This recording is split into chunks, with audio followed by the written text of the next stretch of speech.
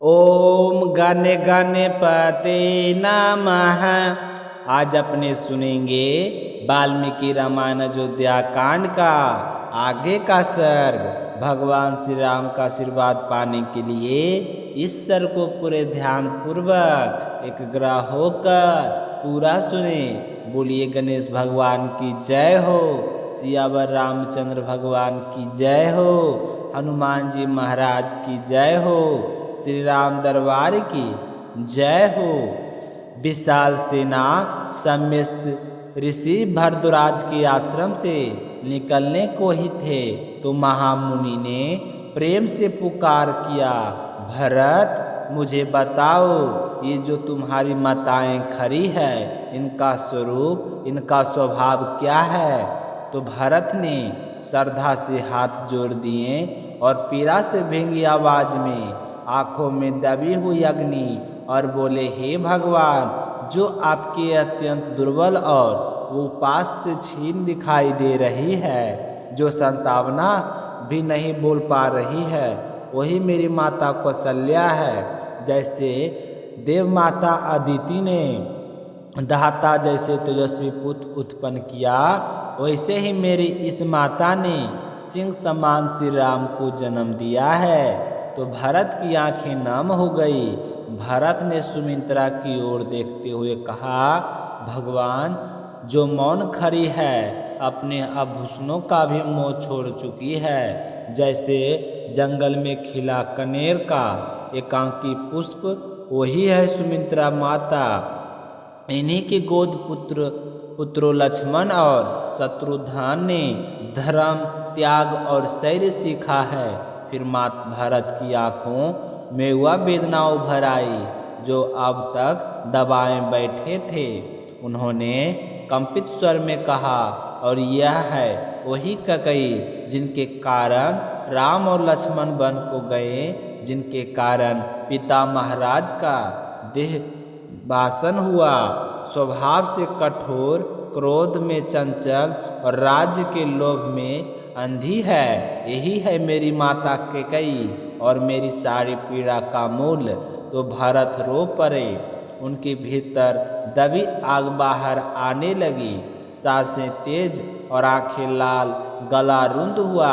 तो मुनि ने भरत का हाथ पकड़कर कहा, भरत, अपने हृदय को व्यथित मत करो। कैकेयी का दोष देने से कुछ नहीं बदलेगा।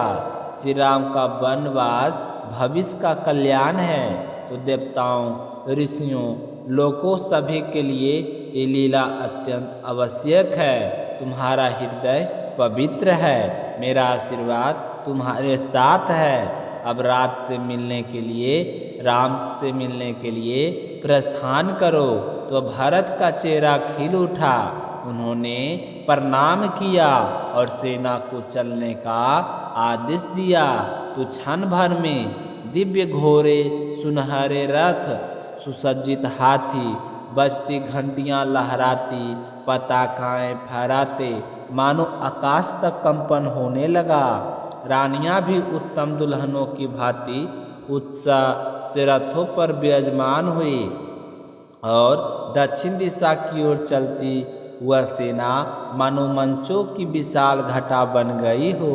वन, पर्वत, नदियां, सब कुछ पीछे छूटता जा रहा था। हर मन, हर श्वास में एक ही नाम था, एक थी श्री राम, श्री राम। कोई थकान नहीं, कोई शिकायत नहीं, सिर्फ मिलने की तरफ। अयोध्या वासियों को पूर्ण विश्वास था कि भरत श्री राम को वापस लेकर ही लौटेगा। तो चलते चलते भरत की आंखें भर आई। मन ही मन बोले, मैं राम के चरण पकड़ लूँगा, पर हृदय से लगा लूँगा और बिना साथ लिए वापस ना लौटूँगा।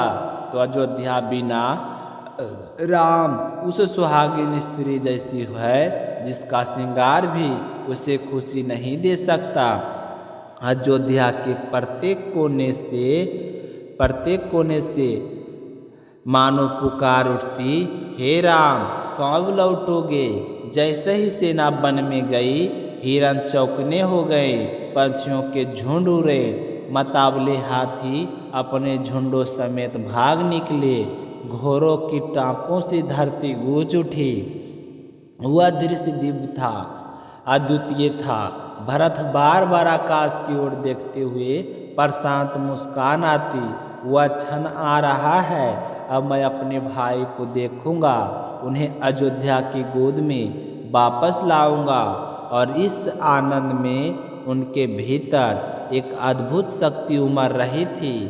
तो भरत की अनंत विराट सेना मानो वर्षा के बादलों की धारा दूर दूर तक भूमि को ढकती आगे बढ़ती जा रही थी। और यह सर्ग समाप्त होता है। कल के अगले सर्ग में सुनेंगे कि राम का मिलन भरत को किस प्रकार होता है। तो कल के सर्ग में सुनेंगे। बोलिए सियावर रामचंद्र भगवान की जय हो, जानकी नंदन की जय हो।